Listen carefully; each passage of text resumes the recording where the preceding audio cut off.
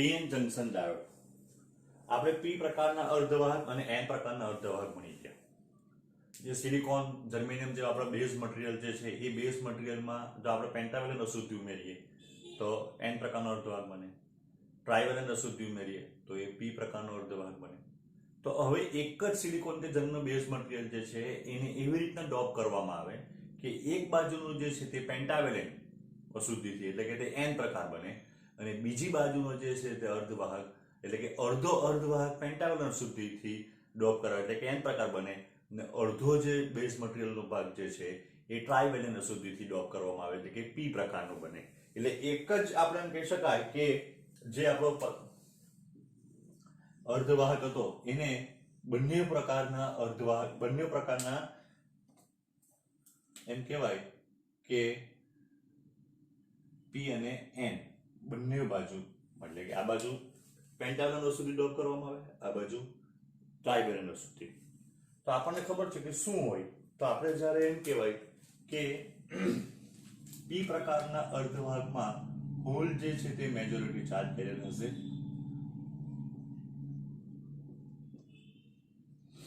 બરાબર ને ઇલેક્ટ્રોન જે છે એ માઇનોરિટી ચાર્જ કરેલ.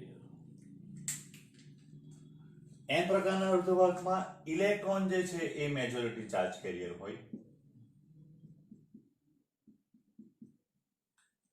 અને હોલ જે છે એ માઇનોરિટી ચાર્જ કેરિયર હોય. હવે આની અંદર બે ઘટના અથવા બે પ્રક્રિયા બહુ મુખ્ય થાય. પહેલી એક થાય ડિફ્યુઝન અને ડ્રિફ્ટ. ડિફ્યુઝન એટલે કેમિસ્ટ્રીમાં ભણી ગયા કે વધારે સાંદ્રતા ધારથી ઓછી સાંદ્રતા તરફ દ્રાવણમાં અથવા દ્રાવક જે છે તે ગતિ કરે.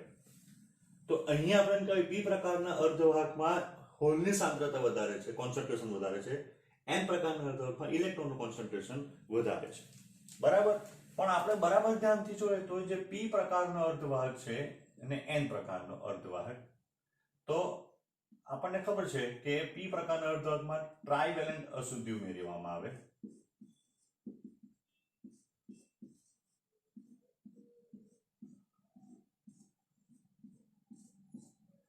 બરાબર. કાં તો આ +4 હશે, આ +3 હશે.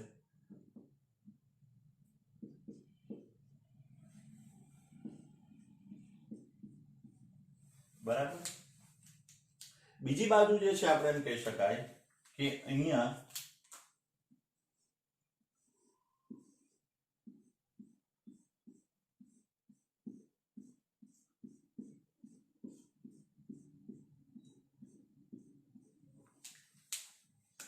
આ +4 હશે, આ +5 હશે. હવે શું થાય તો આ બાજુનો જે હોલ જે છે બરાબર એક આ રચાયેલો છે, અહીંયા રચાયેલો છે. આ હોલ છે. પેલા મુક્ત ઇલેક્ટ્રોન જે છે તે અહીંયા છે. આપણે છેલ્લે એક વસ્તુ બરાબર ડિસ્કસ કરવાનું ઓનલાઈનમાં બાકી છે કે 50 લાખ રૂપિયા કા સવાલ है ये કે પી પ્રકારનો અર્ધવાહક ને એન પ્રકારનો અર્ધવાહક વિદ્યુતની દ્રષ્ટિએ કેવા છે. પી પ્રકારનો અર્ધવાહક અને એન પ્રકારનો અર્ધવાહક વિદ્યુતની દ્રષ્ટિએ કેવા છે. હવે વિદ્યુતની દ્રષ્ટિએ કેવા છે એટલે એનો અર્થ શું થાય કે પી પ્રકાર જ્યારે આપણે એવું કીધું કે કાચના સળિયાને રેશમી કાપડ સાથે ઘસવામાં આવે ત્યારે કાચનો સળિયો ધન વિદ્યુત બારિત બને અને રેશમી કાપડ ઋણ વિદ્યુત બારિત. તો વિદ્યુતની દ્રષ્ટિએ ધન છે કે ઋણ તો એનો જવાબ છે તટસ્થ. કેમ તે સમજાવો. આપણે જે સિલિકોનની તો કોઈ પ્રશ્ન જ નથી. કેમ? કારણ કે સિલિકોનના આપણે એમ કહી શકાય કે સિલિકોન પાસે 14 એના ન્યુક્લિયસમાં પ્રોટોન છે. એના 14 ઇલેક્ટ્રોન હોય તો જેટલા ધન વિદ્યુતભાર ધરાવતા પ્રોટોન અને જેટલા ઋણ વિદ્યુતભાર ધરાવતા ઇલેક્ટ્રોન હોય બરાબર છે. તો આપણે એમ કહી શકાય કે એ વિદ્યુતની દ્રષ્ટિએ તટસ્થ કહેવાય. તો સિલિકોનના ન્યુક્લિયસની અંદર એમ કહેવાય કે 14 પ્રોટોન તો છે. એના 14 ઇલેક્ટ્રોન તેમ કે 1s2 2s2 2p6 આનું તો આપણે કઈ ડિસ્કશન કરવાનું જ નહીં. 3s2 અને 3p2 ના એ કાં છે સહસંબંધની અંદર છે. આર્સેનિકના 33 ઇલેક્ટ્રોન કાં છે તો એના એમ કે આર્સેનિકના ન્યુક્લિયસની અંદર 33 પ્રોટોન છે. એના 33 ઇલેક્ટ્રોનમાંથી 4 ઇલેક્ટ્રોન સહસંબંધમાં છે બરાબર. છેલ્લા 5 માંથી 4 અને 1 ઇલેક્ટ્રોન આવ્યો આ એટલે વિદ્યુતની દ્રષ્ટિએ તટસ્થ જ કહેવાય. એ જ પ્રમાણે એલ્યુમિનિયમમાં વિચાર કરો 13 તો એના ન્યુક્લિયસમાં 13 પ્રોટોન છે તો તેમાં 13 ઇલેક્ટ્રોન બી છે, એમાં 1s2 2s2 2p6 એનું આપણે કઈ કરવાનું જ નહીં. છેલ્લા જે 3 બેલેન્સ ઇલેક્ટ્રોન તે અહીંયા સંયોજક બંધમાં જોડાયેલા હોય. આમાં ધારો કે એક ઇલેક્ટ્રોન આપણને એમ કે ઓછો છે, પણ ખરેખર એક પ્રોટોન બી તો ઓછો જ છે. સિલિકોન પાસે 14 પ્રોટોન ને 14 ઇલેક્ટ્રોન છે, આની પાસે 13 પ્રોટોન ને 13 ઇલેક્ટ્રોન છે, તો સરખું જ થઈ ગયું. પણ હવે શું થાય? તો આપણે કીધું કે આવું થાય ત્યારે શું થાય? તો કે ડ્રિફ્ટ પ્રક્રિયા થાય. ડ્રિફ્ટ એટલે સોરી ડિફ્યુઝન, એટલે કે વધારે સાંદ્રતા, તો આ બાજુ હોલની સાંદ્રતા વધારે છે, એનું કે બાજુ થાય n તરફ ડિફ્યુઝન થાય, ને n તરફના જે એમ કહેવાય કે ઇલેક્ટ્રોન છે તેની સાંદ્રતા વધારે એટલે p તરફ. એટલે હોલ જે છે આપણે બતાવીએ તો હોલ એ p to n તરફ ગતિ કરે, ને ઇલેક્ટ્રોન જે છે એ n to p તરફ ગતિ કરે. હવે બરાબર જોજો, જ્યારે આ ઇલેક્ટ્રોન જે છે, આ ઇલેક્ટ્રોન એ અહીંયા આવી જાય ને અહીંયા ઇલેક્ટ્રોન ગોઠવાઈ ગયો હોલમાં, બરાબર છે. અહીંયા માની લે કે અહીંયા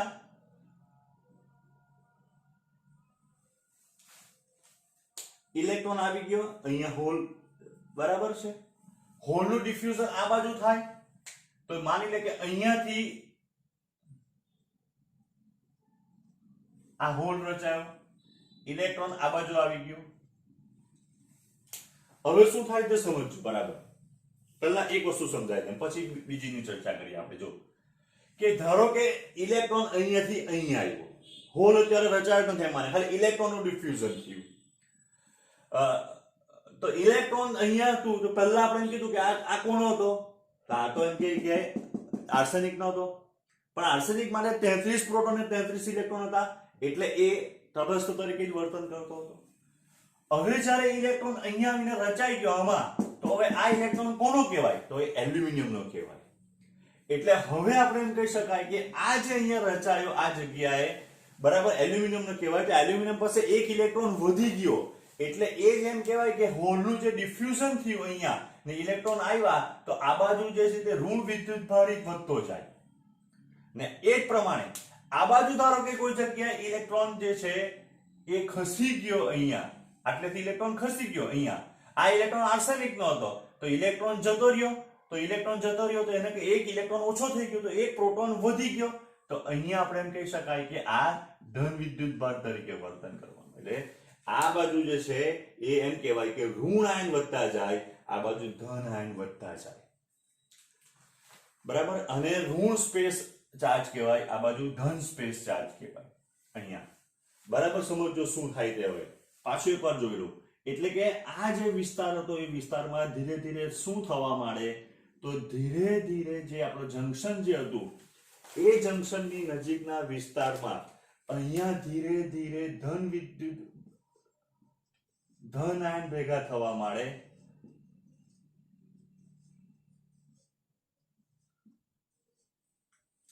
બરાબર. ને બીજી બાજુ જે છે અહીંયા એમ કહેવાય કે ઋણ આયન ભેગા થવા માંડે.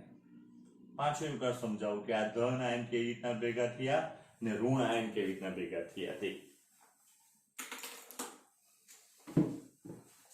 તો જો પહેલા આપણે કીધું p પ્રકારનો અર્ધવાહક ને n પ્રકારનો અર્ધવાહક વિદ્યુતની દ્રષ્ટિએ તટસ્થ છે. હવે જ્યારે આ ઇલેક્ટ્રોન ધારો કે આવીને અહીંયા હોલમાં સંયોજાઈ ગયો, એટલે એ ઇલેક્ટ્રોન કોનો કહેવાય? એલ્યુમિનિયમ નો કહેવાય. એલ્યુમિનિયમમાં 13 પ્રોટોન થઈ ગયા અને 14 ઇલેક્ટ્રોન, એટલે ઋણ વિદ્યુતભાર તરીકે વર્તન કરવા માંડ્યું. ધારો કે એ હોલ જે છે તે આપણે માની કે સિલિકોનમાં તમે ગણો, તો સિલિકોનમાં હવે 15 ઇલેક્ટ્રોન થઈ ગયા અને 14 પ્રોટોન, તો એ બી ઋણ વિદ્યુતભાર તરીકે. હવે આ જેમ કહેવાય કે આર્સેનિક નો હતો, બરાબર, તો અથવા તો આર્સેનિક નો પ્રોટોન ઇલેક્ટ્રોન જતો રહ્યો, આર્સેનિક ઇલેક્ટ્રોન જતો, તો આર્સેનિક પાસે 33 પ્રોટોન ઇલેક્ટ્રોન માંથી એક જતો રહ્યો, હવે 33 પ્રોટોન રહી ગયા ને 32 ઇલેક્ટ્રોન રહી ગયા, જે આ બાજુ આવી ગયા. એટલે આ પોઝિટિવ તરીકે. ધારો કે સિલિકોન માંથી કોઈ ઇલેક્ટ્રોન જે છે એ નીકળીને આ બાજુ આવી જાય, તો સિલિકોનમાં બી હોલ રચાવાનો, બરાબર. તો સિલિકોનમાં હવે શું થઈ ગયું? તો હવે એમ કે 14 પ્રોટોન અને 13 જ ઇલેક્ટ્રોન એની પાસે, તો કારણ કે બીજી સાઈડ આવી ગયો, એટલે ધન આયન જેવું વર્તન કરવા માંડ્યું, બરાબર. આના લીધે શું થવાનું? તો હવે આના લીધે એમ કે જંકશનની નજીકનો જે વિસ્તાર હતો કે જ્યાં બંને ભેગા થતા હતા આ જગ્યા ઉપર, તો આ દિશામાં એક પ્રકારનું વિદ્યુત ક્ષેત્ર રચાયું. આ દિશામાં શું થાય તો વિદ્યુત ક્ષેત્ર રચાયું. પહેલા જે ઇલેક્ટ્રોન જે એમ કીધું આપણે કે હોલ જે છે એ p માંથી n માં ગયા હોલ, બરાબર, ને ઇલેક્ટ્રોન જે છે એ n માંથી p માં આવ્યા. તો એને કારણે જે પ્રવાહ રચાયો એને ડિફ્યુઝન પ્રવાહ કહેવાય, જેની દિશા આપણે એમ કહી શકાય કે p થી n તરફની હતી. હવે જ્યારે આપણે એમ કહીએ કે આ વિદ્યુત ક્ષેત્ર રચાયું ત્યારે આ વિદ્યુત ક્ષેત્રને લીધે આ જે વિસ્તાર હતો કે જે વિસ્તારમાં ધન આયન અને ઋણ આયન છે અને વિદ્યુત ક્ષેત્ર છે, તો એમાં રહેલા ઇલેક્ટ્રોન, એટલે કે હવે વિદ્યુત ક્ષેત્ર જે છે તે આ દિશામાં રચાઈ ચૂકેલું છે. કોઈ ઇલેક્ટ્રોન હવે આપણે એમ કહી શકાય કે જો અહીંયા હોય તો એના ઉપર બળ લાગે તો એ ઇલેક્ટ્રોન બીજી બાજુ ગતિ કરવા માંડે વિદ્યુત ક્ષેત્રની વિરુદ્ધ દિશામાં, બરાબર. એને શું કહેવાય તો એમ કે ઇલેક્ટ્રોનનું ડ્રિફ્ટ કહેવાય. આપણે 11માં આપણે ત્રીજા ચેપ્ટરમાં ભણી ગયા કે વિદ્યુત ક્ષેત્રની હાજરીમાં જ્યારે ઇલેક્ટ્રોન ગતિ કરે ત્યારે એ જે એને વેગને શું કહેવાય, ડ્રિફ્ટ વેગ કહેવાય. એટલે હવે ઇલેક્ટ્રોનનું ડ્રિફ્ટ થાય. હોલ હશે તો હોલ આ બાજુ ડ્રિફ્ટ થશે, ઇલેક્ટ્રોન આ બાજુ ડ્રિફ્ટ થાય. તો એ જે ડ્રિફ્ટ થયો એને કારણે ડ્રિફ્ટ પ્રવાહ રચાય. જે ડિફ્યુઝન પ્રવાહ અને ડ્રિફ્ટ પ્રવાહ બંને જે છે એ કઈ દિશામાં રચાય, અલગ અલગ. આ તમારો જે છે તે ડ્રિફ્ટ પ્રવાહ આવી ગયો, ડ્રિફ્ટ. આ છે તે ડિફ્યુઝન.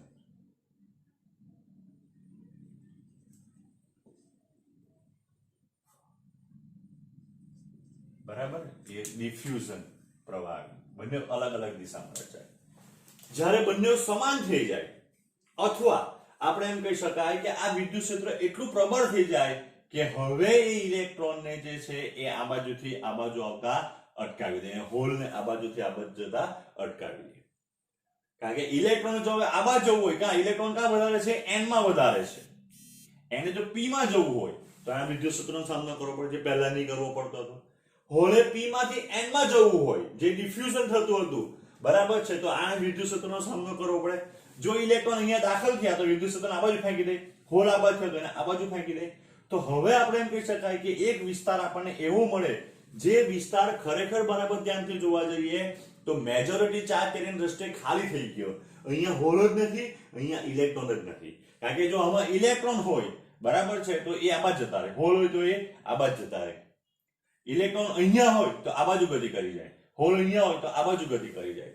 એટલે આ જે વિસ્તાર આવે એ વિસ્તાર મેજોરિટી ચાર્જ કેરિયરની દ્રષ્ટિએ ખાલી થઈ ગયો, બરાબર છે. એને કહેવાય ડેપ્લેશન સ્તર. એને શું કહેવાય, ડેપ્લેશન સ્તર. જંકશનની બંને બાજુ જ્યાં આવી રીતના ઋણ આયન અને ધન આયન સ્ટેડી, કારણ કે આ બંધનમાં જે આપણે એમ કીધા કે પરમાણુ હતા એના એ આયન તરીકે વર્તન કરવા માંડ્યા, એટલે સ્ટેડી ચાર્જ જે રચાયો અહીંયા, સ્થિર ચાર્જ, બરાબર છે. તો એને શું કહેવાય, તો એને આપણે એમ કહી શકાય કે એ જે વિસ્તાર આવ્યો એ વિસ્તારને ડેપ્લેશન સ્તર કહેવાય. જેની આપણે એમ કહેવાય જાડાઈ ઘણી ઓછી હોય, માઇક્રોમીટર ક્રમની હોય, 10⁻⁶ મીટર ક્રમની હોય. પણ સૌથી બીજું ઇમ્પોર્ટન્ટ વસ્તુ શું બને અહીંયા, તો એમ કહે કે આ વિદ્યુત ક્ષેત્ર જે રચાયું અહીંયા આ દિશામાં, તો બરાબર ધ્યાનથી જોયો તો આ એક કેપેસિટરની ધન પ્લેટ જેવી થઈ ગઈ, આ કેપેસિટરની ઋણ પ્લેટ જેવી થઈ ગઈ. તો આ બેની વચ્ચે શું થાય, તેમ કે આ બેની વચ્ચે વિદ્યુત સ્થિતિમાનનો તફાવત ઉત્પન્ન થાય. આ બેની વચ્ચે વિદ્યુત સ્થિતિમાનનો તફાવત ઉત્પન્ન. જો આ બે વચ્ચેનો વિદ્યુત સ્થિતિનો તફાવત જો v હોય, વિદ્યુત સ્થિતિમાં તફાવત શું હોય, v હોય, બરાબર છે. તો આ v જે છે એ તો હવે આપણે એમ કહી શકાય જો કોઈ ઇલેક્ટ્રોન આ બાજુ હોય ને એને જો આ ક્રોસ કરવું હોય તો વિદ્યુત ક્ષેત્રની વિરુદ્ધ દિશામાં બળ લાગવાનું, એટલે સરળતાથી ક્રોસ નહીં કરી શકે. તો એની પાસે ev જેટલી ઉર્જા કે એના કરતા બી વધારે ઉર્જા હોય ત્યારે જ એ આ બાજુથી આ બાજુ આવી શકે, નહીં તો આવી શકે નહીં. એટલે આ જે છે એને શું કહેવાય, તો એને પોટેન્શિયલ બેરિયર કહેવાય. એને શું કહેવાય, પોટેન્શિયલ બેરિયર. એને અનુરૂપ જે વિદ્યુત સ્થિતિમાનનો તફાવત આવે, બરાબર છે, એને ડેપ્લેશન, એને પોટેન્શિયલ કહેવાય, જંકશન પોટેન્શિયલ, બરાબર. જે સિલિકોન માટે જે છે એ 0.7 હોય ને જર્મેનિયમ માટે જે છે એ 0.3 વોલ્ટ હોય અહીંયા. એટલે જ્યારે તમે પ્રેક્ટિકલ કરશો આનો તે ત્યારે તમે જોશો, આપણે ચર્ચા કરીએ પછી એની વાત ચાલો અહીંયા. એટલે આટલું શું થાય, તો જ્યારે બી તમે કોઈ ડાયોડ બનાવો ત્યારે શું થાય, તો ડાયોડ જે છે એ આપણે એમ કહી શકાય કે આ બધું બની ગયેલું હોય. ડેપ્લેશન સ્તર બની ગયેલું હોય, પોટેન્શિયલ બેરિયર બની ગયેલું હોય, ડેપ્લેશન લેયર બની ગયેલું એમ કહેવાય. સ્તર એટલે લેયર, બરાબર, પોટેન્શિયલ બેરિયર બની ગયેલું હોય કે જે હવે ઇલેક્ટ્રોનને n માંથી p જે ડિફ્યુઝન થતું હતું અને હોલનું p થી n માં ડિફ્યુઝન થતું હતું એને થતા રોકે.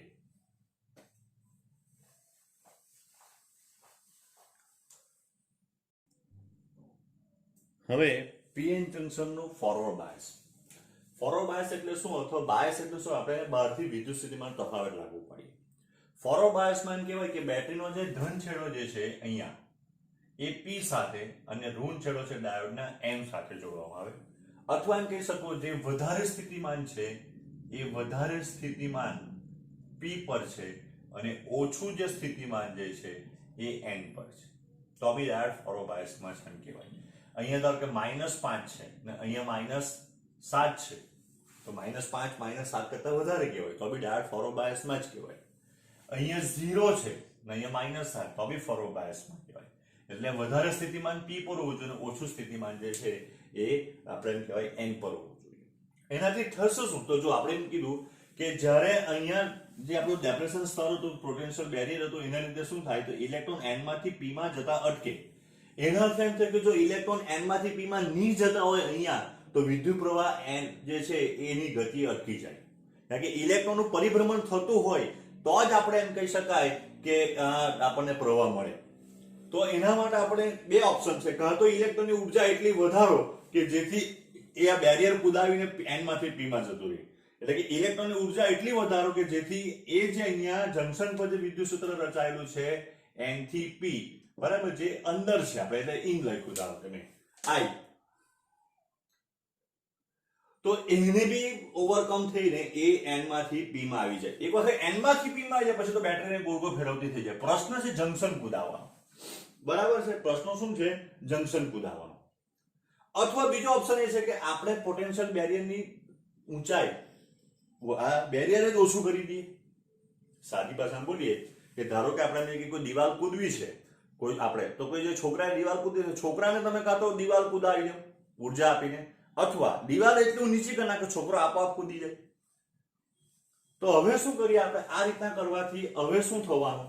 તો અહીંયા પોઝિટિવ આવવાનું, અહીંયા નેગેટિવ. એટલે આ દિશામાં આઉટસાઇડનું વિદ્યુત ક્ષેત્ર જે છે એ ક્રિએટ થવાનું, આ દિશામાં, આની વિરુદ્ધ દિશામાં. બરાબર. હવે જેમ જેમ આપણે શું કરશે તો જેમ જેમ આપણે બહારથી આ વિદ્યુત સ્થિતિમાન તફાવત વધારીએ, એવી હું તમને બતાવું પ્રેક્ટિકલ કેવી રીતના થાય છે. તો જેમ જેમ વિદ્યુત સ્થિતિમાનનો તફાવત વધારીએ એટલે હવે શું થાય?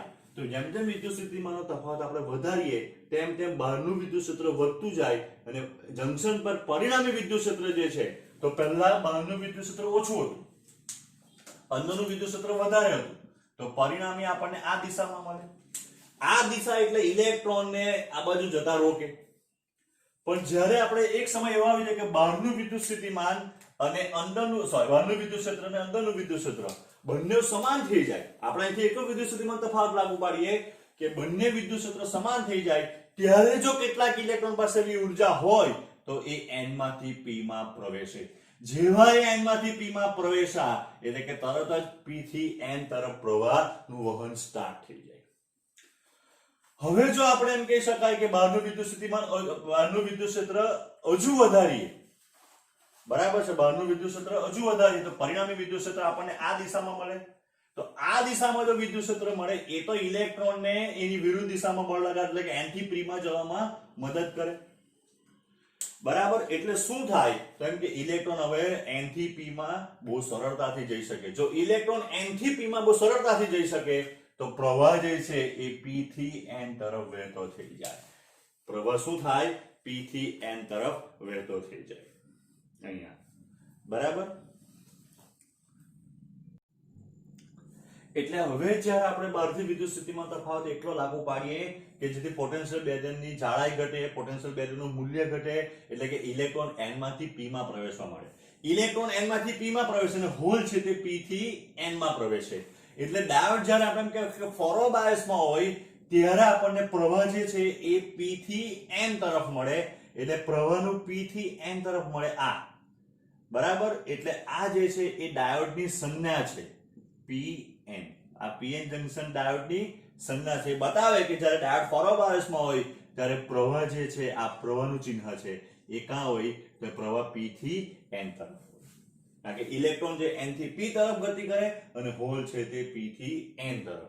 હવે જે અહીંયા ઇલેક્ટ્રોન જે ગતિ કરવાના એ કાં n થી p તરફ, એ મેજોરિટી ચાર્જ કેરિયર છે.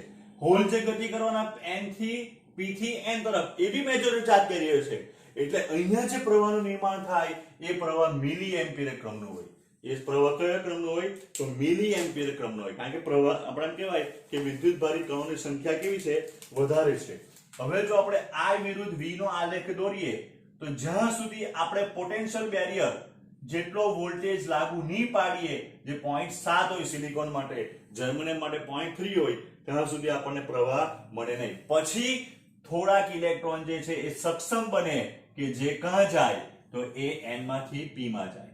હજુ તમે વિદ્યુત સ્થિતિમાનનો તફાવત બતાવો અહીંયા રિયોસ્ટેટની મદદથી, તો પ્રવાહ જે છે તે એકદમ વધી જાય. પ્રવાહ શું થાય? કારણ કે એકદમ વધી જાય.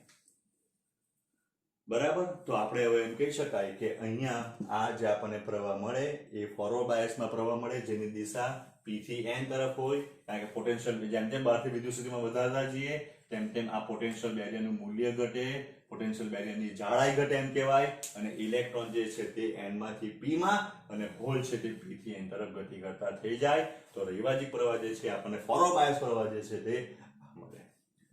જ્યારે ડાયોડ જે આપણે એમ કીધું કે ફોરવર્ડ બાયસમાં આવી જાય ત્યારે તમે એનો ઢાળ શોધો, તો ઢાળ એનો ઇન્ફિનિટિવ થઈ જાય. અને ઢાળનું આ v વિરુદ્ધ I વિરુદ્ધ v નો આલેખ છે, I વિરુદ્ધ v નો આલેખ છે, તો એનો ઢાળનું મૂલ્ય જે છે એ કેવું થઈ જાય? ઇન્ફિનિટિવ થાય.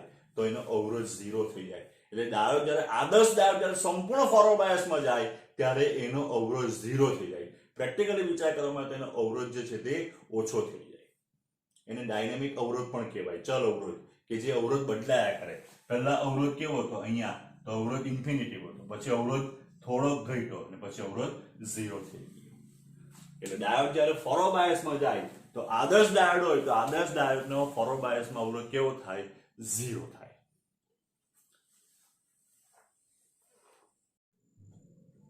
હવે પીએન જંક્શનનું રિવર્સ બાયસ. પીએન જંક્શનનું રિવર્સ બાયસ એટલે તો એમ કહેવાય કે બેટરીનો જે ઋણ છેડો છે એ n છેડા સાથે અને ધન છેડો છે એ p છેડા સાથે જોડવામાં આવે, ઊંધું. એટલે ધારો કે અહીંયા બેટરી જોડીએ આપણે, તો આ બેટરીનો ઋણ છેડો ને આ બેટરીનો ધન છેડો, એટલે કે p પર ઓછું સ્થિતિમાન ને n પર વધારે સ્થિતિમાન, આ રીતે જોડવામાં આવે તો રિવર્સ બાયસમાં છે એમ કે. એનાથી થાય શું? હવે તે બરાબર ધ્યાનથી જો કે આપણે જ્યારે બેટરી લાગુ પાડ્યા તો એને કારણે અહીંયા ઋણ છેડો આવવાનો, અહીંયા ધન, એટલે વિદ્યુત ક્ષેત્ર આ દિશામાં આવવાનું, બહારનું બી. જે અંદર જે જંકશન પર વિદ્યુત ક્ષેત્ર રચાયેલું તેને મદદ કરતું, અત્યાર સુધી એને વિરોધ કરતું હતું. તો આપણે ફોરવર્ડ બાયસ નામ બોલતા હતા કે ડેપ્રેશન સ્તરની પહોળાઈ ઘટે, પોટેન્શિયલ બેરિયરનું મૂલ્ય ઘટે. પણ હવે તો અહીંયા એમ કે ડેપ્રેશન સ્તરની જાડાઈ વધે, પોટેન્શિયલ બેરિયરનું મૂલ્ય વધે, એટલે ઇલેક્ટ્રોન જે n માંથી p માં પ્રવેશવાના હતા એ હવે શક્યતા બિલકુલ નકારી શકાય, થાય જ નહીં. કારણ કે હવે તો વિદ્યુત ક્ષેત્ર બંને એને રોકે n માંથી p માં જવા. પણ આ જે ઇલેક્ટ્રોન છે n માં મેજોરિટીમાં છે, p માં ઇલેક્ટ્રોન નથી એવું નથી, p માં ઇલેક્ટ્રોન છે પણ બિચારા માઇનોરિટીમાં છે. તો જે વિદ્યુત ક્ષેત્ર n માંના ઇલેક્ટ્રોનને p માં જતા રોકે એ જ વિદ્યુત ક્ષેત્ર p માંના ઇલેક્ટ્રોન જે છે ભલે માઇનોરિટીમાં છે એને n માં એટલી સરળતાથી લઈ જાય. બરાબર? કારણ કે ઇલેક્ટ્રોન પર વિદ્યુત ક્ષેત્રની વિરુદ્ધ દિશામાં બળ લાગે. એટલે ઇલેક્ટ્રોન જો p થી n તરફ જાય તો પ્રવાહ જે છે એ ક્યાં આવે? તો n થી p તરફ આવે. એટલે રિવર્સ બાયસમાં p થી n તરફનો પ્રવાહ વહેતો નથી, પ્રવાહ વહે તે n થી p તરફ વહે. ફોરવર્ડ બાયસ ની અંદર શું થતું હતું? તો ફોરવર્ડ બાયસ ની અંદર મેજોરિટી ચાર્જ કેરિયર હતા, n માં ઇલેક્ટ્રોન આમ આવતા હતા, હોલ આમ જતા હતા, મેજોરિટી ચાર્જ કેરિયરનું વહન થતું હતું. હવે અહીંયા p માંથી ઇલેક્ટ્રોન n માં જવાના, n માંના હોલ જે છે તે p માં આવવાના. તો p માં ઇલેક્ટ્રોન માઇનોરિટીમાં, n માં હોલ માઇનોરિટીમાં, તો માઇનોરિટી ચાર્જ કેરિયરનું શું થવાનું? તો એમ કે વહન થવાનું. તો માઇનોરિટી ચાર્જ કેરિયર કેવા હોય? ઓછા હોય. તો આપણે કહી શકાય I બરાબર Ne/T. જો એ ઓછા હોય તો પ્રવાહનું મૂલ્ય બી ઓછું મળે, એટલે એ પ્રવાહ આપણને માઇક્રો એમ્પિયર ક્રમનો મળે. એ પ્રવાહ આપણને કયા ક્રમનો મળે? માઇક્રો એમ્પિયર ક્રમનો. જો આપણે આ બાજુની દિશા જે પ્રવાહની પ્લસ લખેલી છે તો આ બાજુની દિશા માઇનસ થાય. પહેલો આલેખ આપણે પહેલા ચરણમાં દોર્યો કારણ કે VB પ્લસ ને IB પ્લસ. હવે પ્રવાહની વોલ્ટેજ બંનેની દિશા બદલી કાઢી એટલે IB માઇનસ ને VB માઇનસ. તો બંને આપણને માઇનસ મળે તો આપણને કયા ચરણમાં મળે?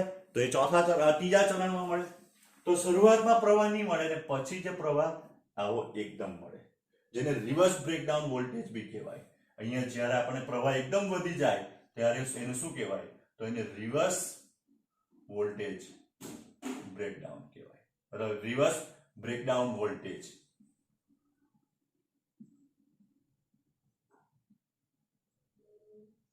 બરાબર. અને આ પ્રવાહ જે છે એ પ્રવાહ માઇક્રો એમ્પિયર કમનો હોય કારણ કે એ આપણે એમ કહેવાય કોને કારણે રચાય? તો રિવર્સ બાયસ ને રિવર્સ બાયસમાં જે માઇનોરિટી ચાર્જ કેરે છે એની ગતિને લીધે રચાય. હવે રેક્ટિફાયર અને રેક્ટિફિકેશન. તો આપણે ચેપ્ટર 3 ની અંદર ડીસી ભણી ગયા, ડીસી પ્રવાહ, ડીસી વોલ્ટેજ. ચેપ્ટર 6 થી વિદ્યુત પ્રવાહ આપણે ચુંબકીય પ્રેરક અને એસી પ્રવાહમાં આપણે જે ભણ્યા એ એસી વોલ્ટેજ ભણ્યા. એસી વોલ્ટેજ કે એસી પ્રવાહ કે ડીસી વોલ્ટેજ કે ડીસી પ્રવાહ એટલે શું? તો જો આપણે ધારો કે ડીસી એટલે આપણે એમ કે બેટરી, આ એનો અવરોધ. ધારો કે આ છેડો A હોય ને આ છેડો B હોય. જો પ્રવાહ પસાર થાય તો કોઈ પણ સમયે પ્રવાહ A થી B એક જ દિશામાં પ્રવાહ થાય, ડાયરેક્ટ કરંટ અથવા એક માર્ગી પ્રવાહ આપણને કહેવાય, જેને આપણે ડીસી કહેવાય. જ્યારે આપણે જનરેટર ભણી ગયા 6થા ચેપ્ટર અને 7મા ચેપ્ટરમાં, તો એમાં જનરેટર આપણે આ રીતે ભણ્યા. હવે જોઈને આપણે અવરોધ સાથે જોઈએ આ. તો એમ કહેવાય કે ટી સમયે પ્રવાહ એ આ A અને B હોય આમ જતો હોય તો થોડાક સમય પછી પ્રવાહ આમ જાય. એટલે એક જ વાહકમાંથી બંને દિશામાં પ્રવાહ વહે એટલે આપણે એને ઉલટ સુલટ ઓલ્ટરનેટિંગ કરંટ એસી કહેવાય. તો એસી વોલ્ટેજ કે એસી પ્રવાહનું ડીસી વોલ્ટેજ કે ડીસી પ્રવાહમાં રૂપાંતર કરવાની જે ક્રિયા છે એને કહેવાય રેક્ટિફિકેશન. એસી વોલ્ટેજ કે પ્રવાહનું ડીસી વોલ્ટેજ કે પ્રવાહમાં રૂપાંતર કરવાની જે ક્રિયા છે એને રેક્ટિફિકેશન કહેવાય. અને જે સર્કિટ જે વિદ્યુત પરિપથ આપણે એમ કહેવાય કે એસી પ્રવાહ કે વોલ્ટેજનું ડીસી પ્રવાહ કે વોલ્ટેજમાં રૂપાંતરણ કરી આપે એને રેક્ટિફાયર કહેવાય. એ વિદ્યુત પરિપથને રેક્ટિફાયર કહેવાય. આપણા મોબાઈલનું જે ચાર્જર છે એક પ્રકારનું રેક્ટિફાયર છે. જે આપણા ઘરમાં આવતા 240 એસી નું આપણે જે બેટરી જે મોબાઈલની ચાર્જ કરીએ પ્લસ ઓર માઇનસ, બરાબર છે, તમે જોયું કે બેટરીમાં પ્લસ ઓર માઇનસ લખેલું હોય તો એ પ્લસ ઓર માઇનસ જે છે તે આપણે એમ કહી શકાય કે એ પ્લસ ઓર માઇનસ એટલે ડીસી છે. બરાબર, એટલે જે 240 એસી આવે એને 5 કે 7 વોલ્ટ જેટલો ડીસી માં રૂપાંતર કરે તો એ આપણું ચાર્જર છે, મોબાઈલનું ચાર્જર એક પ્રકારનું રેક્ટિફાયર છે. તો બે પ્રકારના રેક્ટિફાયર આપણે અત્યારે ભણવાના છે, એક અર્ધ તરંગ રેક્ટિફાયર અને બીજું પૂર્ણ તરંગ રેક્ટિફાયર. હવે અર્ધ તરંગ રેક્ટિફાયર, આ રેક્ટિફાયર કે આ વિદ્યુત પરિપથને અર્ધ તરંગ રેક્ટિફાયર કેમ કહેવાય એનું ડિસ્કશન આપણે કરીએ પાછળથી. પણ આપણે મેઇન જે પરિપથ જે છે જોઈએ તો આ જે છે તે આપણો એસી છે કે જેનું આપણે ડીસી માં રૂપાંતરણ કરવાનું છે, એસી મેઇન્સ. હવે આપણો ડાયોડ જે છે તે ઓછા વોલ્ટેજ કે નીચા વોલ્ટેજે કામ કરે. જો ડાયરેક્ટ એને 240 વોલ્ટ આપી દેવામાં તો ડાયોડ જે છે તે બગડી જાય કે ઉડી જાય કે બળી જાય. એટલે પહેલા આપણે એમ કે 8મા 7મા ચેપ્ટરમાં ભણી ગયા ટ્રાન્સફોર્મર. આ સ્ટેપ ડાઉન ટ્રાન્સફોર્મર જે છે જે 240 જેટલો વોલ્ટ હશે એને 10-15 વોલ્ટ ઉપર લઈ આવે.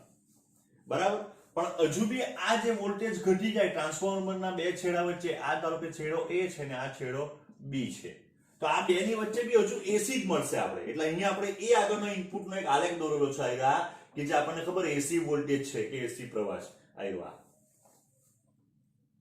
બરાબર, હવે આપણે એની સાથે શું કરીએ તો આપણે એની સાથે આપણે જે ડાયોડ ભણી ગયા છે એ ડાયોડને જોડીને કે ડાયોડના ઉપયોગથી આપણે રેક્ટિફાયર બનાવવાનું છે. તો આ એક પીએન જંકશન ડાયોડ છે, એની સાથે આપણે એક RL અવરોધ જોડેલો છે. આ RL જે છે એ ગમે તે હોઈ શકે, એ કોઈ પંખો હોઈ શકે, એ મોબાઈલ હોઈ શકે, બરાબર. એવો કોઈ વાહક જ્યાં આપણે આ ડીસી નો ઉપયોગ કરવા માંગતા છે એને વ્યાપક રીતે આપણે આરએલ કહેવાય. આ બેની વચ્ચેથી આપણે આઉટપુટ લેતા છે. બરાબર. હવે શું થાય તો જો એ આગળનો ઇનપુટ, તો અહીંયા શરૂઆતમાં શું થશે, જો એ ધીરે ધીરે ધીરે પહેલા શૂન્ય છે, પછી વધશે, મેક્સિમમ થશે, પછી ઘટશે નો વોલ્ટેજ અને 0 થઈ જશે. પછીની સાયકલ પછી શું થાય તો એમ કહેવાય કે એ જે છે એ બી ની સાપેક્ષે માઇનસ થશે, બરાબર, ને બી પ્લસ થશે જરા છેડા ઉલટાઈ જાય ત્યારે. તો શરૂઆતમાં જ્યારે એ પ્લસ હોય અહીંયા સુધી, આટલે સુધી, એટલે અહીંયા પ્લસ આવવાનું, અહીંયા માઇનસ આવવાનું, અહીંયા આ કારણ કે આ બેની વચ્ચે બી હજુ એસી જ છે. તો જ્યારે અહીંયા પ્લસ આવે ને અહીંયા માઇનસ આવે તો આપણો આ જે ડાયોડ છે એના પી છે ને આ એન, એટલે પી પર પ્લસ છે ને એન પર માઇનસ, એટલે ડાયોડ ફોરવર્ડ બાયસમાં જવાનું. ફોરવર્ડ બાયસમાં જાય ત્યારે આપણે જોઈ ગયા છે કે જેમ જેમ ડાયોડના બે છેડા વચ્ચે વિદ્યુત સ્થિતિમાનનો તફાવત વધે તેમ તેમ પ્રવાહ વધે. એટલે જ્યારે અહીંયાથી આટલો પ્રવાહ વધવાનો, સોરી વોલ્ટેજ ડાયોડના બે છેડા વચ્ચે, એટલે એમાંથી વહેતો પ્રવાહ બી વધવાનો. એમાં પ્રવાહ વધે એટલે આરએલ ના બે છેડા વચ્ચે વિદ્યુત સ્થિતિમાન તફાવત V = IRL. આરએલ અચળ છે તો VI વધે તેમ V વધવાનો. તો અહીંયા સુધી શું થશે તો આપણને વોલ્ટેજ વધવાનો આઉટપુટમાં.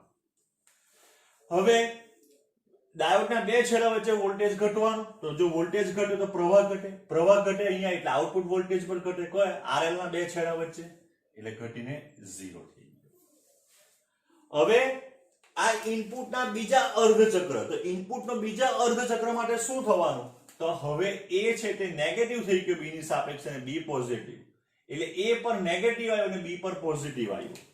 હવે આ જે વોલ્ટેજ છે એ વોલ્ટેજ આનો આઉટપુટ વોલ્ટેજ ડાયોડના રિવર્સ બ્રેકડાઉન વોલ્ટેજ કરતા ઓછો હોય, એટલે કે ડાયોડમાં બ્રેકડાઉન થશે નહીં. ડાયોડમાં બ્રેકડાઉન થાય તો ડાયોડમાં વિદ્યુત પ્રવાહનું નિર્માણ થતું, ડાયોડ જે છે તે અનંત અવરોધ તરીકે વર્તે, પોતાનામાંથી પ્રવાહ પસાર થવા દે નહીં. એટલે જો પ્રવાહ પસાર ન થતો હોય ક્યાં સુધી, અહીંયા સુધી, આટલામાં, કારણ કે આટલા ભાગ સુધીમાં શું થશે ડાયોડ રિવર્સ બાયસમાં જાય, ને ડાયોડ રિવર્સ બાયસમાં જશે તો શું થશે કે એમ કહેવાય કે એને એમાંથી વિદ્યુત પ્રવાહ પસાર થાય નહીં, આરએલ ના બે છેડા વચ્ચે પ્રવાહ મળે નહીં, એટલે આપણને આઉટપુટ મળશે નહીં. ફરી પાછું છેડા બદલાઈ જવાના, આ પ્લસ થઈ જવાનું, આ માઇનસ થઈ જવાનું. ફરી પાછો ડાયોડ ફોરવર્ડ બાયસમાં જાય, તો ડાયોડ ફોરવર્ડ બાયસમાં જાય તેમ તેમ આપણને વોલ્ટેજ મળશે, મેક્સિમમ થશે, ફરી પાછો 0 થઈ જાય. ફરી પાછું આપણે એમ કહેવાય કે રિવર્સ બાયસમાં જવાનો ડાયોડ, તો ફરી પાછું રિવર્સ બાયસમાં જાય તો આપણને વોલ્ટેજ મળે નહીં, આઉટપુટ આગળ ચર્ચા કરી ગયા પ્રમાણે. એટલે ધારો કે આપણે એમ કહી શકાય કે આ x અને આ y છેડો છે, બરાબર છે, તો પ્રવાહ તો હંમેશા ધન થી ઋણ તરફ જ જાય. એટલે ડાયોડ જ્યારે ફોરવર્ડ બાયસમાં હશે ત્યારે આ પ્લસ હશે ને આ માઇનસ, તો પ્રવાહ જે છે એ આ દિશામાં આરએલ માંથી એક જ દિશામાં પ્રવાહ વહેવાનો, એટલે આ જે છે ડીસી વોલ્ટેજ એ ડીસી પ્રવાહ છે. આ આરએલ ના બે છેડા વચ્ચે મળતો વોલ્ટેજ ડીસી છે, એમાંથી પ્રવાહ વહેતો પ્રવાહ ડીસી છે. બરાબર. અહીંયા આપણે એમ કહી શકાય કે ઇનપુટનું આ આખું એક ચક્ર માંથી માત્ર અર્ધ ચક્રમાં આઉટપુટ મળે, અર્ધ ચક્રમાં આઉટપુટ મળતો નથી. એટલા માટે આ પ્રકારનો જે રેક્ટિફાયર છે એને કહેવાય અર્ધ તરંગ રેક્ટિફાયર, પલ્સ રેક્ટિફાયર. એને શું કહેવાય, અર્ધ તરંગ રેક્ટિફાયર અથવા પલ્સ. વોલ્ટેજ મળે નહીં મળે, મળે નહીં મળે, મળે નહીં મળે, એટલે આ પ્રકારના રેક્ટિફાયરને અર્ધ તરંગ રેક્ટિફાયર કહેવાય. હવે પૂર્ણ તરંગ રેક્ટિફાયર. તો આપણો જે એસી મેઇન્સ જે હતો અહીંયા એ તો એ જ છે. હવે એકની જગ્યા ઉપર આપણે બે ડાયોડ યુઝ કરવાના છે. આ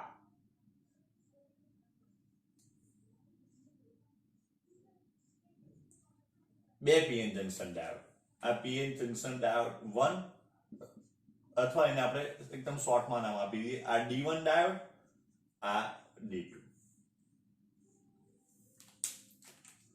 બરાબર. આ બંનેને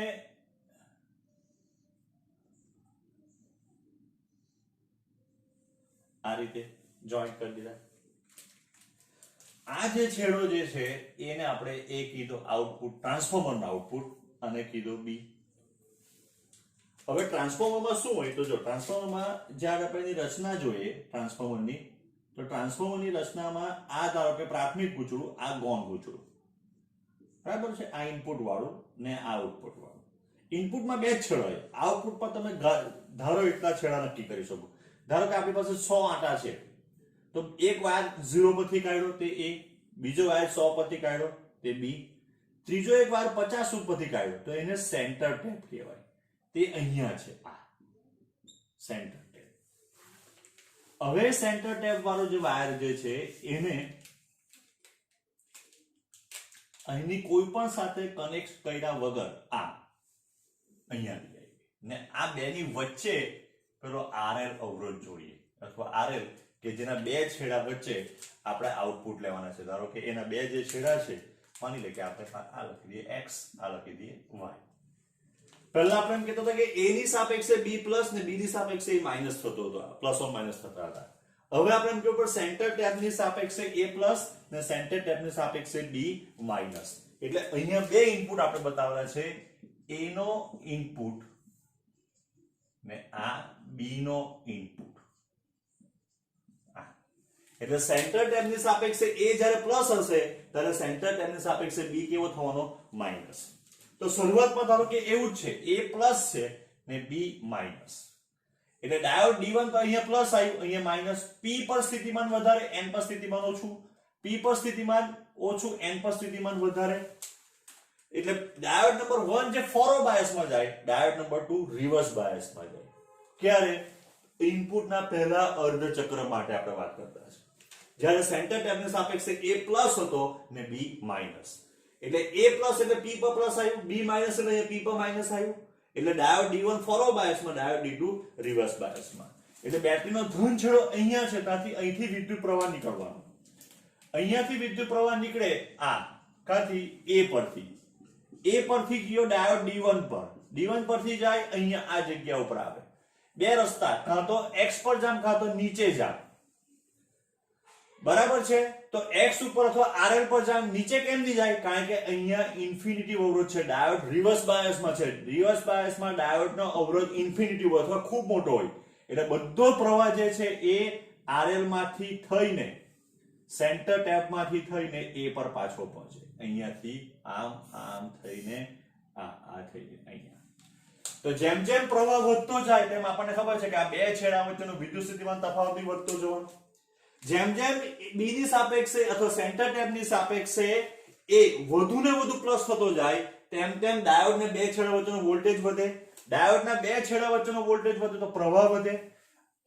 આ પ્રવાહ વધે તો RL ના બે છેડા વચ્ચે વિદ્યુત સ્થિતિમાન તફાવત બી વધે. જ્યારે હવે એમ કે એ પાછો તમારો એ ઘટે, ડાયોડના બે છેડા વચ્ચે વિદ્યુત સ્થિતિમાન તફાવત ઘટે તો પ્રવાહ ઘટે. પ્રવાહ ઘટે એટલે અહીંયા v IRL પ્રમાણે પાછો ઘટે ને 0. હવે જ્યારે શું થાય? તો હવે જ્યારે આ કોને કારણે મળ્યું? આપણને D1 ને કારણે મળ્યું. હવે જ્યારે આપણે એમ કહી શકાય કે સેન્ટર ટેપની સાપેક્ષે કોણ a છે તે માઈનસ થઈ જાય ને b છે તે પ્લસ થઈ જાય. એટલે અહીંયા પ્લસ આવવાનું, અહીંયા માઈનસ. કારણ કે હવે તમારો b પ્લસ છે ને એ માઈનસ છે. તો આ તમારો રિવર્સ બાયસમાં એટલે અવરોધ ઇન્ફિનિટી. બેટરીનો ધન છેડો અહીંયા છે, પ્રવાહ અહીંથી નીકળ્યો, અહીંયા પહોંચે તો ઉપર જામ કે x પર જામ? તો ઉપર જાય તો ઇન્ફિનિટી અવરોધ છે એટલે બધો પ્રવાહ ક્યાં જતો રહ્યો? x ઉપર જતો રહ્યો. એટલે હવે b થી D2, D2 થી RL થઈને ફરી પાછો અહીંયા થઈને સેન્ટર ટેપ થી b આખો એક ચક્ર પૂર્ણ કરે આવ્યા. તો આગળ જે પ્રમાણે જોયું કે જેમ આ ડાયોડ વધુ ને વધુ ફોરવર્ડ બાયસમાં જતો જાય, જેમ D2 ડાયોડ વધુ ને વધુ ફોરવર્ડ બાયસમાં જાય તેમ તેમ પ્રવાહ વધે. પ્રવાહ વધે એટલે આઉટપુટ વોલ્ટેજ વધે D2 ને કારણે. ફરી પાછા છેડા ઉલટાઈ જાય તો ફરી પાછું D1 ને કારણે, ફરી પાછું D2 ને કારણે. આમ ઇનપુટના બંને ચક્ર અથવા પૂર્ણ ચક્ર, બંને અર્ધ ચક્ર અથવા પૂર્ણ ચક્ર દરમિયાન આપણને આઉટપુટ મળતો હોવાથી આ પ્રકારનો જે રેક્ટિફાયર છે એને પૂર્ણ તરંગ રેક્ટિફાયર કહેવાય. અર્ધ તરંગ રેક્ટિફાયર અને પૂર્ણ તરંગ રેક્ટિફાયર બોર્ડની દ્રષ્ટિએ સૌથી ઇમ્પોર્ટન્ટ છે.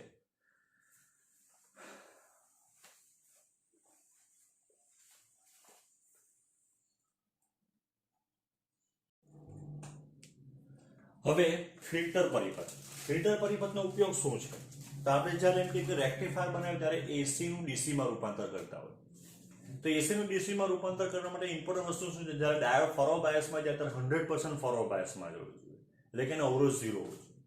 ડાયોડ જ્યારે રિવર્સ બાયસમાં જાય ત્યારે એનો અવરોધ ઇન્ફિનિટી હોવો જોઈએ. પણ આવું ક્યારે શક્ય બને? જ્યારે ડાયોડ જે છે આપણે એમ કહી શકાય 100% આદર્શ હોય તો આદર્શ ડાયોડ નથી હોતા અને પ્રેક્ટિકલ ડાયોડમાં ડાયોડ જ્યારે ફોરવર્ડ બાયસમાં જાય ત્યારે એનો અવરોધમાં થોડુંક અવરોધ રહી જાય અને રિવર્સ બાયસમાં એનો અવરોધ ઇન્ફિનિટીની જગ્યાએ પર મોટો અવરોધ મળે, એટલે રિવર્સ બાયસમાં થોડોક પ્રવાહ તો મળે. તો એનો અર્થ એમ થાય કે જ્યારે આપણને અહીંયાથી જે ઘટકો મળે એમાં એસી પ્લસ ડીસી બંને ઘટકો હાજર. આપણને તો એસી જોઈતા ડીસી જોઈતા હતા, તો શું કરવામાં આવે? તો એમ કે આ બેની વચ્ચે એક કેપેસિટર જોઈન્ટ કરી દેવામાં આવે. આ કેપેસિટર છે એ સી જે એમ કહેવાય સી પરિપથ ધરાવતો કેપેસિટર અથવા ફિલ્ટર પરિપથ કહેવાય. કેવી રીતના વર્ક કરશે તે જો. કેપેસિટરનું આપણે ઇન્ડક્ટિવ કેપેસિટર રેઝિસ્ટન્સ છે ઓમેગા સી, એટલે 1/2 પાઈ એફસી. જેની એફ કેવી હશે? તો એમ કે વધારે હશે, એના માટે એક્સી કેવો થાય? ઓછો થાય. તો એસી ની જે એફ જે છે તે વધારે હોવાની, બરાબર છે. એટલે એસી ઘટકો માટે જે શું થાય કે જ્યારે અહીંયા પહોંચે ત્યારે આરએલ ની સરખામણીમાં અહીંયા એક્સી નો અવરોધ ઓછો થઈ જાય, એટલે બધા એસી ઘટકો જે છે એ આમાંથી પાસ થઈ જાય. જ્યારે ડીસી જે છે તે લો ફ્રીક્વન્સી વાળા હોય અથવા એની આવૃત્તિ લગભગ 0 જેવી હોય, તો લો ફ્રીક્વન્સી વાળા ડીસી માટે શું થાય? તો લો ફ્રીક્વન્સી ડીસી માટે જેમ ફ્રીક્વન્સી ઓછી તેમ એક્સી વધારે, એટલે શું થાય? તો એમ કે અહીંયાથી ડીસી ની પસાર થાય, ડીસી જે છે એ ઘટકો આગળ નીકળી જાય ને ડીસી ઘટકો જે છે આ બેની વચ્ચે મળે. એટલે આપણને આના જેમ કહેવાય કે આ રીતના જે છે એ પીક વેલ્યુ જે છે એ જ વેલ્યુ અહીંથી પ્રાપ્ત થાય. એટલે આપણને જે છે એમ કહેવાય ડીસી ઘટકો જે આ રીતના એસી અને ડીસી છૂટા પડે. બરાબર સમજો. આ તો આપણે સમજી ગયા છે. જ્યારે અહીંયાથી બહાર આવે ત્યારે આપણે એવું માનતા હતા કે ખાલી ડીસી જ ઘટકો હતા. એવું ક્યારે બને છે? ડાયોડ જ્યારે આદર્શ ડાયોડ હોય તો. જ્યારે આદર્શની જગ્યા પર પ્રેક્ટિકલ ડાયોડમાં રિવર્સ બાયસમાં બી થોડોક પ્રવાહ તો પસાર થાય, એને કારણે આપણને આઉટપુટમાં એસી અને ડીસી બંનેનું મિશ્રણ મળે. એ દૂર કરવા માટે આપણે સી કેપેસિટર ધરાવતો એક ફિલ્ટર પરિપથ લીધો કે જે એસી ડીસી કમ્પોનન્ટને છૂટા પાડશે. તો અહીંયા કેપેસિટરનો શું આવે? તેમ કે કેપેસિટિવ રિએક્ટન્સ જે છે 1/ωc એટલે 2 પાઈ એફ. એસી ની ફ્રીક્વન્સી હાઈ હોય તો એસી ની ફ્રીક્વન્સી હાઈ હોય એટલે એક્સી ના માટે ઓછો વર્તે, એટલે એમાંથી પસાર થઈ જાય બધો એસી. ડીસી ની ફ્રીક્વન્સી લો હોય તો ડીસી ની ફ્રીક્વન્સી લો તો લો ફ્રીક્વન્સી માટે એક્સી જે છે એ કેવો થાય? તો એમ કે મોટો વર્તે, એટલે એમાંથી ડીસી ઘટકોની પસાર થાય, ડીસી ઘટકો આગળ નીકળીને આર માંથી પસાર થાય, જે આપણાની બધાની પીક વેલ્યુ જેટલો જે છે એ આઉટપુટ વોલ્ટેજ આપણને મળે. તો આ રીતના આપણે એમ કહી શકાય કે ફિલ્ટર પરિપથ જે છે એ કામ કરે.